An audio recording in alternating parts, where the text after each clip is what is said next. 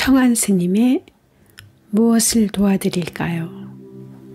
5장 운명과 자유의지. 우리가 스스로 부르는 괴로움. 정말 흥미로운 사실은 우리는 대개 우리의 생각과 느낌, 지각, 마음작용, 의식과 자신을 동일시한다는 것입니다. 내가 생각하고, 내가 느끼고, 내가 보고, 내가 원하기 때문입니다. 우리는 이 모든 것에 나라는 이름을 붙이고 이 이름을 무언가에 갖다 붙이면 집착하고 동일시합니다. 생각이 나라고 믿고 느낌이 나라고 믿으며 지각이 나라고 믿고 심지어는 장난감도 나라고 믿습니다. 우리의 인성은 이런 것들로 구성된 듯 보입니다. 특히 서양 심리학에서 인성은 이런 것을 뜻합니다. 반야심경이 특이한 점은 생각으로는 이해하지 못할 문장으로 시작된다는 것입니다. 경에서는 관자재 보살 행심 반야 바라밀 다시 조견 온 개공도라고 이릅니다. 이것은 오는 본래 공하고 존재하지 않는다는 말입니다. 우리가 만들었습니다. 잠시 여기서 살펴보고 넘어가겠습니다. 만일 제대로 수행한다면 생각은 호련히 일어나고 생각에 집착하지 않고 비추면 그 생각은 흔적도 없이 사라진다는 점을 알게 됩니다. 물질적 형상, 느낌, 지각, 마음작용, 의식 모두에 해당되는 내용입니다. 인성에는 5가지의 기초 구성 요소가 있습니다. 이것을 산스크리어로는 스칸다라고 하는데 기초적인 구성 요소, 집적, 집합이라는 뜻입니다. 흥미롭게도 마음이 맑으면 오온에 대해 몇 가지를 알게 됩니다. 우선 이 중 어느 하나도 영원하지 않습니다. 몸은 변합니다. 생각도 변합니다. 느낌도 변합니다. 지각, 의견, 견해 역시 변합니다. 의식 안에 있는 것도 의식의 수준도 변합니다. 몇 년간 또는 단 며칠 전에 자신이라고 나라고 생각했던 것은 지금 내가 나라고 생각하는 것과 같지 않습니다. 이러한 변화를 관하하십시오. 이런 이유로 먼 옛날 부처님께서는 원래 오는 공하다, 오는 별개로 존재하지 않고 인과를 따르며 무상하다고 설하셨습니다. 이것이 우리에게 왜 중요합니까? 오온이 영원하고 바뀌지 않으며 별개로 존재한다고 생각한다면 이것을 자신의 운명으로 받아들이고 경험할 것이기 때문입니다. 바꿀 수 없다고 믿습니다. 누군가가 또는 무엇인가가 우리에게 이것을 만들어 주었으며 그렇기 때문에 우리의 책임이 아닙니다. 이런 이유로 있는 그대로 보는 것이 어떻게 움직이며 어떻게 나타났다 사라지는지를 보는 것이 중요합니다. 원래 업은 존재하지 않습니다. 업은 우리가 만들었습니다. 우리는 업을 만들었을 뿐 아니라 업을 붙들고 있으며 끊임없이 확인하고 통제하려 하며 바라거나 바라지 않으며 집착하고 동일시합니다. 이 모두가 마음의 행동에서 나옵니다.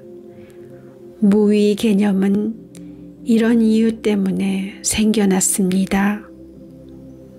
중국어로는 무위라고 합니다. 무위라고 해서 축 늘어진 게으름뱅이가 되어 쇼핑도 안 하고 먹지도 마시지도 않고 다른 사람을 돕지 않는다는 건 아닙니다. 그런 뜻이 아니에요. 무위는 좋고 나쁨이라든지 운명이라든지 오온에 기초한 정체성을 만들지 않음을 뜻합니다. 그리되면 부처님의 가르침이 이전보다 훨씬 더 확실하게 다가옵니다. 반야심경에서 사리자, 시제법공상, 불생불멸, 불구부정, 부중불감이라고 이릅니다. 사리자야, 이 모든 법의 공한 모양은 나지도 않고 없어지지도 않으며 더럽지도 않고 깨끗하지도 않으며 늘지도 않고 줄지도 않는다라는 말이지요. 이 말은 우리가 경험하는 일체가 이 같은 방식으로 작용한다는 뜻입니다. 오는 언제나 인과의 결과로서 나타나지 자성이 있어 홀로 존재하는 것이 아니며 조건이 허락할 때만 유지됩니다. 또한 자취도 없이 사라지고 다른 무언가로 바뀝니다. 우리가 그렇게 만든다면요. 마음이 오온을 붙잡아 하나로 묶고 이것을 동일시하면 인간, 동물, 로봇 등 다양한 형태로 나타납니다. 인간이라면 지금처럼 존재하고 네 가지의 큰 괴로움과 네 가지의 작은 괴로움을 겪게 됩니다. 흥미로운 사실은 우리는 이러한 괴로움으로부터 벗어나고 싶어 하지 않는다는 것입니다. 이러한 괴로움에 익숙해져 있습니다. 익숙하기 때문에 이러한 괴로움을 가장 잘 알고 이러한 괴로움을 원합니다. 진정으로 자유로워진다는 것. 자유 또는 자유의지라는 문제에 관해서는 우리 대부분은 우리가 무슨 소리를 하고 있는지 잘 모릅니다. 대다수의 사람들에게 자유의지는 자신이 원하는 방식대로 하고 싶은 일을 하고 원하는 것을 손에 넣는 것을 뜻합니다. 우리에게는 많은 생각이 있지만 이 모두는 형상, 느낌, 지각, 마음작용, 의식의 영역에 속합니다. 무릇 나타나는 것은 사라지기 때문에 생각도 사라집니다. 생각은 인과에 의해 결정되고 자체로는 존재하지 않습니다. 그렇기 때문에 자유에 대한 그 어떤 생각도 자유 자체는 아닙니다. 생각이고 느낌이며 물리적인 상태에 불과합니다. 와, 일주일에 2파운드의 아이스크림을 먹을 수 있으면 이건 내 자유야. 아이들은 이렇게 생각합니다. 일주일에 200만 벌 수 있으면 이건 나의 부야. 이것은 사업가의 자유입니다. 연간 2주일의 휴가를 받을 수 있으면 근로자가 가지는 자유에 대한 일반적인 생각입니다. 그러나 진정한 자유는 결코 이런 생각으로부터 나오지 않습니다. 언제나 상황이 발생하고 인간관계가 있으며 미리 결정된 수용이 있습니다. 부처님과 조사 스님들이 이야기한 자유는 이런 것이 아닙니다. 바냐 바라밀, 초월적 지혜는 말 그대로 생사로부터의 자유로움입니다.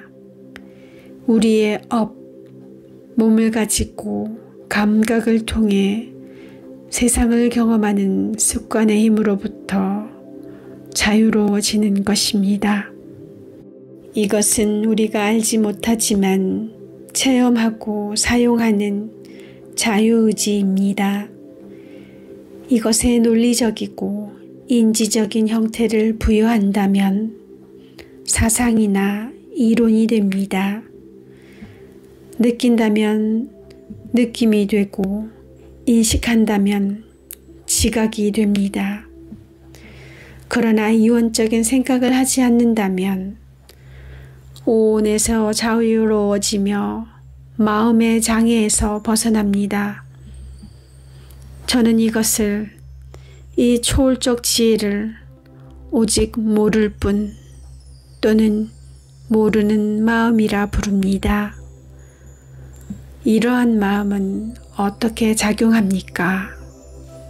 우리는 태어났고 이 몸을 받았습니다. 생각하기 시작하면 모든 생각은 대개 나라는 이름을 달게 됩니다. 유럽이 낳은 위대한 철학자 중 한 명인 데카르트는 나는 생각한다, 고로 존재한다 라고 말했습니다. 이 문장은 나라는 단어를 사용하지 않는다 해도 나로 시작합니다. 한국어는 대단합니다. 대명사를 거의 사용하지 않거든요. 문맥이나 겸황법, 각종 형태의 경어를 보면 화자가 누구인지를 알 수 있습니다. 아주 복잡하고 미묘하며 내포적입니다만 여전히 나가 감춰져 있습니다. 나를 만들면 이원적인 생각과 감각을 통한 경험, 즉 삶과 죽음, 오고감을 만듭니다. 이 모든 게 오온의 형태로 나타납니다. 몸이 없으면 태어나지 못합니다. 그렇지요? 그러니 형상이 있습니다. 감각이 없으면 느끼지 못합니다. 그렇죠? 감각이 없다면 인간이 아니라 바위와 같을 것입니다. 지각이 없으면 맑은 거울과 같은 의식을 사용하지 못하니 마음이 올바르게 작용할 수 없습니다. 신체는 있으나 행이 없으면 로봇과 다를 바가 없습니다. 마지막으로 의식이 없으면 생각을 할 수가 없습니다. 이 역시 인간이라고 말하지 못합니다. 그렇다면 이 오온으로부터 무엇을 합니까? 나라는 생각으로 만든 일체의 집착으로부터 자유로워져서 오직 모를 뿐 무상무아로 돌아갑니다. 이 말은 집착, 동일시, 망상에서 깨어남을 뜻합니다. 완전히 깨달아 오온을 벗어나게 되면 온전한 자유와 자유의지를 가지게 됩니다. 깨닫지 못한 상태에서는 생각에 지나지 않습니다. 깨닫지 못하면 오온의 영역에 있는 모든 것이 나를 통제할 것입니다. 생각 및 생각과의 동일시가 나를 통제합니다. 행과 행과의 동일시가 나를 통제합니다. 하나하나가 다 이런 식입니다. 인류 역사를 보면 자유와 자유의지에 대한 각종 사상이 출현했다 사라졌습니다. 이러한 사상은 재앙으로 끔찍한 무언가로 빠르고 급작스럽게 바뀌어버렸습니다. 그러니 외부 혁명을 일으키는 대신 내면을 맑게 해야 합니다. 지적인 존재로서 우리가 내부에서 일으키는 혁명은 언젠가는 우리가 깨어나 다같이 진정한 자유를 얻고 서로에게 더 이상의 고통을 일으키지 않을 것을 보장해 줍니다. 가능한 일입니다. 우리가 가야 할 길은 정말 흥미롭습니다. 도교의 위대한 현자인 노자는 훌륭한 가르침은 쓰고 옳은 길은 뒤로 가는 것처럼 보인다 라는 말을 했습니다.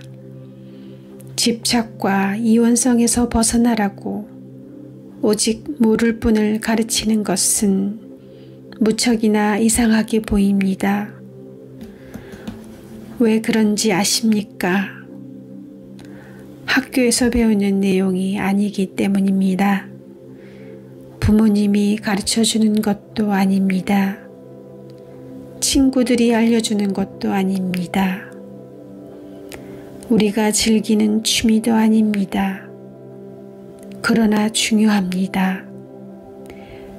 왜냐하면 이원적인 생각이 일어나기 전의 상태로 돌아가지 않으면 우리는 이 세상을 산산이 부술 것이기 때문입니다. 사실 주위를 둘러보면 이미 진행되고 있습니다. 이원적 사고를 다스리지 못한다면 생사와 인과를 통제하지도 못합니다. 도살장을 떠난 백정. 인류의 공업을 보면 지난 150년 동안 우리는 삶과 죽음에 대한 통제력을 잃었습니다. 폭발적인 인구 증가가 있었고 그 결과 지구를 초토화시킨 전쟁을 겪었지만 아직 끝이 나지 않았습니다. 소규모의 전쟁은 여전히 진행 중입니다. 우리는 우리가 만들어낸 기본적인 생각의 패턴도 우리의 가장 기본적인 감정조차도 인식하지 못하고 있습니다. 그랬기에 인류로서 생사에 대한 통제권을 잃어버렸습니다. 그 결과 운명을 강하게 느끼게 되었습니다. 아마 여러분은 운명에 대한 예언을 들어보셨을 겁니다. 그러나 여러분이 듣는 이러한 예언은 사실이 아닙니다. 자체로는 존재하지 않습니다. 시공을 초월한 마음을 가진 누군가가 말했다 할지라도 그러한 예언은 그저 일어날 가능성이 있는 높은 확률일 뿐입니다. 과학적으로 따지는 게 아닙니다. 단지 현실적으로 이야기한 것이지요. 이 지구에 있는 모든 이들이 좋아, 더 이상 공해를 일으키지 말자 라고 말하며 올바르게 행동한다면 더 이상의 공해는 없을 것입니다. 공해 자체로는 존재하지 않으니까요. 공해는 인과에 의해 발생하고 우리가 계속 일으킬 때에 한해서만 존재합니다. 만일 공해를 일으키는 행위를 중단하고 청소를 한다면 깨끗이 없어집니다. 생활 쓰레기는 통당 70톤의 산업 폐기물이 나온다는 걸 알고 계셨습니까? 이렇기 때문에 올바른 견해가 중요합니다. 운명은 스스로 존재하지 않습니다. 우리가 운명을 만들고 우리가 믿고 우리가 집착하여 집단으로 개인으로 영향을 받습니다. 나는 어떤 사람이 되도록 운명 지어줬다고 믿으면 그 운명은 나의 현실이 됩니다. 부처님 당대 일화가 한 편 있습니다. 부처님께서는 곳곳에 있는 일체 중생에게 가르침을 설하고 계셨습니다. 설법을 듣던 대중 속에는 백정도 있었습니다.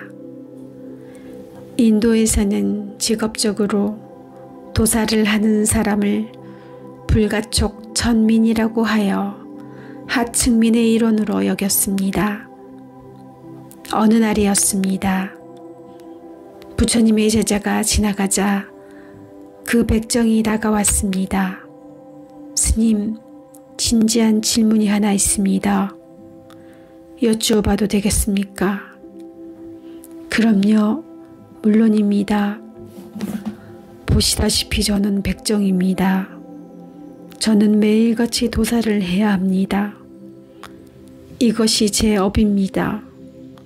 이전의 행동, 전생으로 인해 이렇게 태어났다고. 그래서 이 일을 해야 합니다.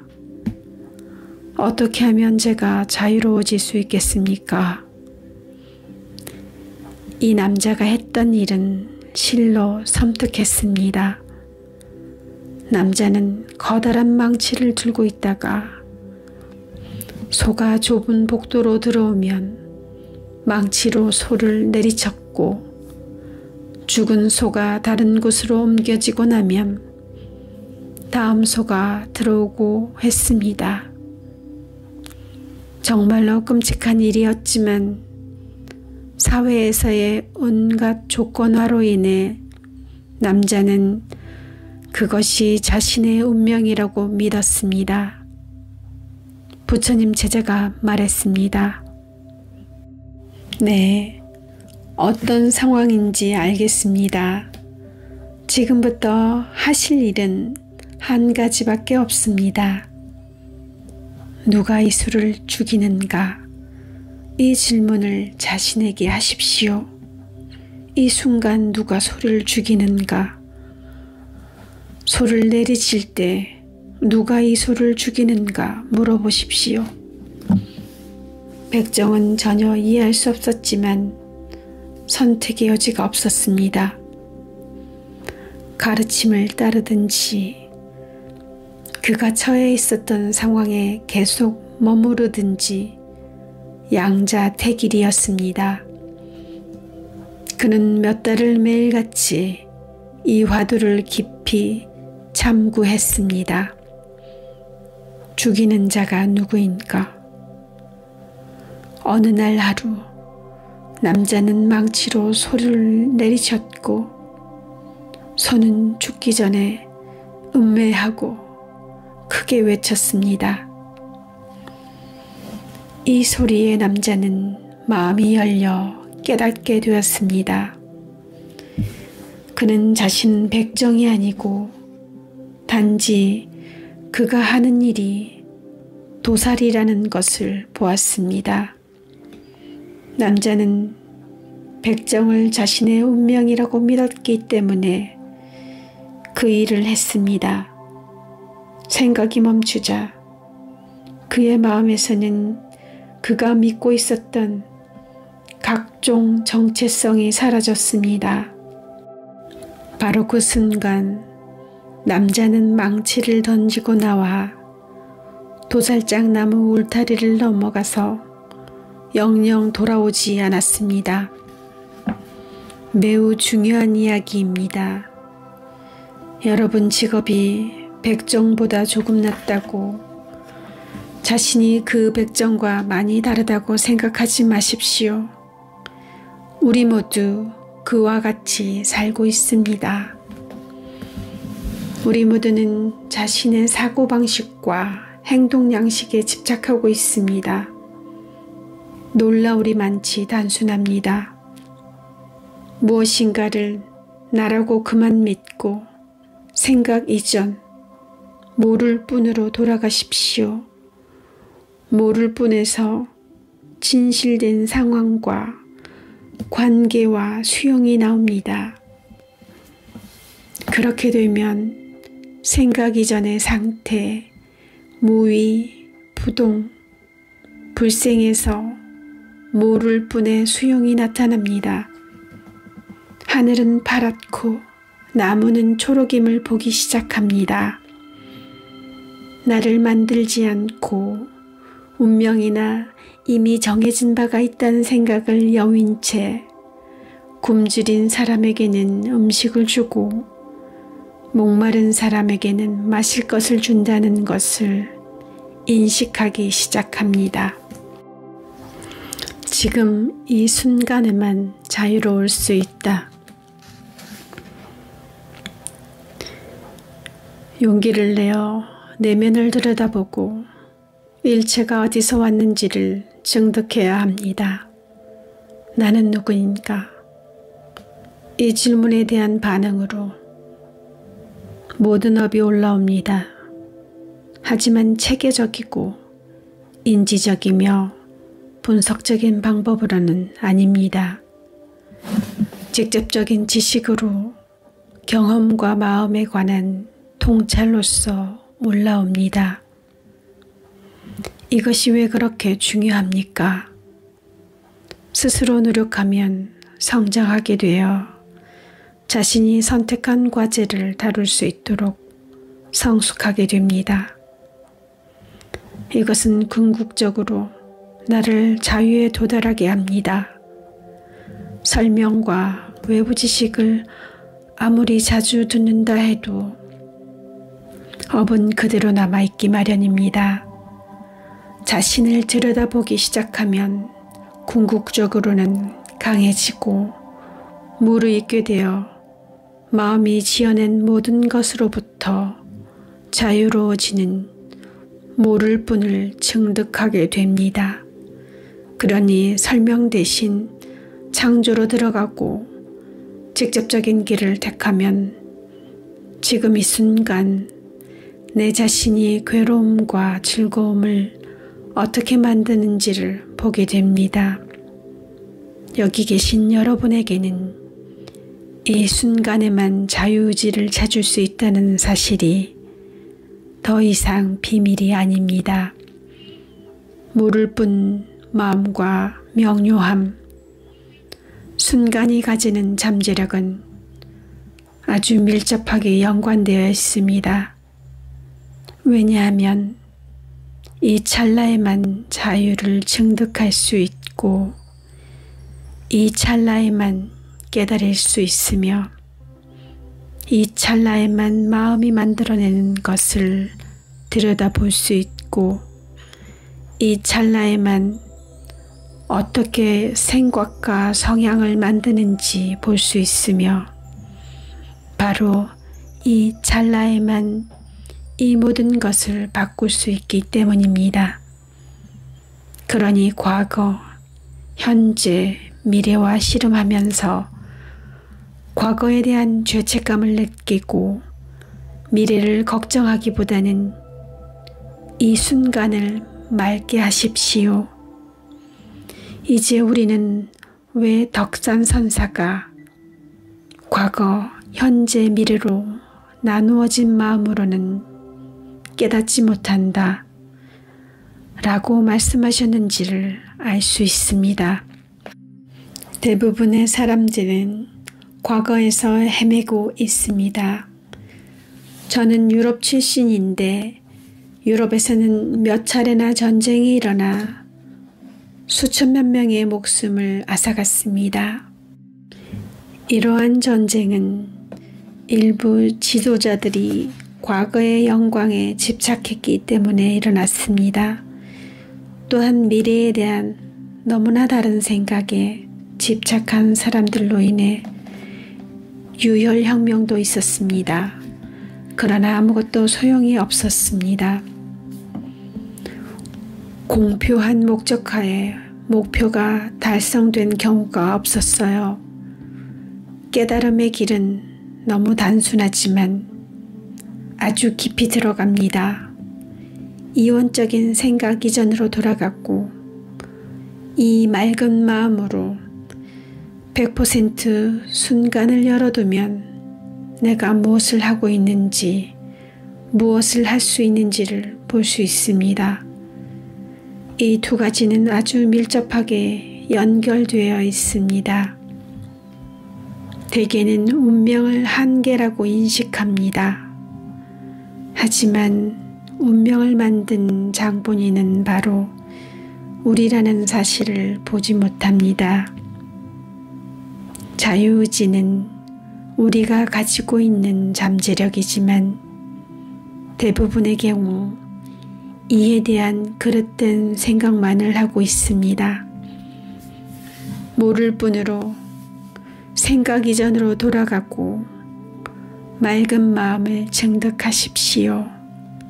이러한 마음은 시공이 무한하고 왜곡되지 않은 거울과 같은 역할을 합니다.